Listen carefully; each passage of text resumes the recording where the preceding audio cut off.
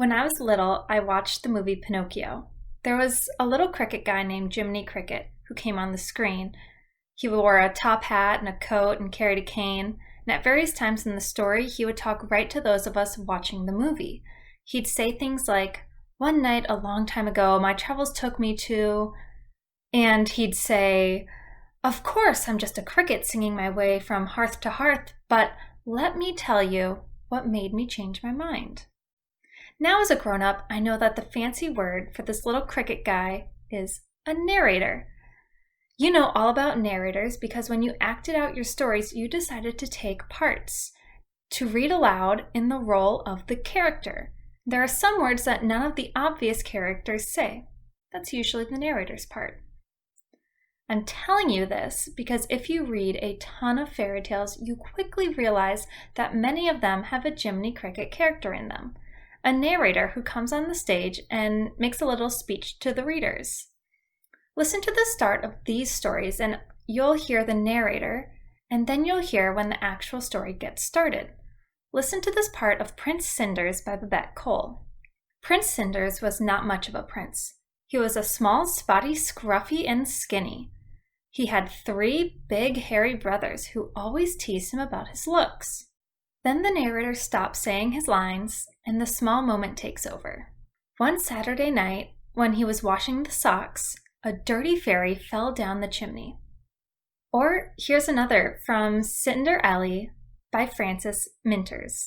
Once upon a time, or so they tell me, there was a girl called Cinderella. Ellie was good, and she was pretty. She lived with her folks in New York City. Again, the narrator's part ends and the story starts. But then, one day, Elle got a note. So did her sisters. Somebody wrote, "Today I want to teach you that writers of fairy tale stories use narration in some important ways to introduce the story, to stitch one scene to the next, and to end the story." Today is going to be a course about the narrator's job. The first place where writers of fairy tales use the power of telling is at the beginning of the story. Fairy tale writers often start by coming out on stage, talking to the readers, filling them in on the background of the story. For example, the classic Cinderella fairy tale does not begin in the way that you've learned to begin a story, with some small moment and a character who is saying or doing something. Cinderella isn't even on the stage at the start of the classic version. Instead, it is as if a narrator comes out on stage and gives the readers a little speech, explaining some of the background to the story. The narrator tells the readers, "There once was a man whose wife died, and so he took another. The new wife was proud and haughty and had 2 daughters who were just like her in every way. But the man also had a daughter, and she was sweet and gentle and good as gold." Did you hear how the narrator pops in like Jiminy Cricket and gets the story going? And that's not the only place where writers use narration. The narrator is also used to stitch the scenes, the small moments of a story together. Usually there's a jump in time and place between one small moment story and another. And the narrator of the story, Jiminy Cricket, comes out on stage and talks directly to the readers, saying, "After this, a bunch of time went by. Then one day, in this other place," and then readers are back onto the second small moment story.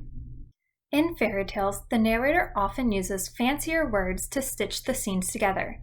Like they might say, "After some months had passed, the king's son gave a ball to all the stylish people in the countryside." And maybe, "For 2 days, the sister could hardly eat for excitement." And even, "At last, the evening of the ball came." But the important thing for you to know is that another powerful way to use narration is to stitch together small moments of the story so that readers understand how they fit together. Today you'll have some time to do some of this work and all of the rest of the work you need to do in your own fairy tale adaptations. You've got your drafts in hand. Before you go off and get started, take a minute and look quickly through them to get your minds going, thinking about the ways you might add narration at the beginning or to stitch together the small moments of your story. This is really important work. When you add the voice of the narrator to your story, It becomes a story rather than a collection of wonderful scenes. Where would Pinocchio be without Jiminy Cricket to keep his story together? Get started. It probably makes sense to start with trying out narration at the beginning of your story, but do what makes the most sense to you. In our small groups, you're going to be presenting your stories. Make sure you have your story written and ready to share. I'm so excited to hear all of your great stories.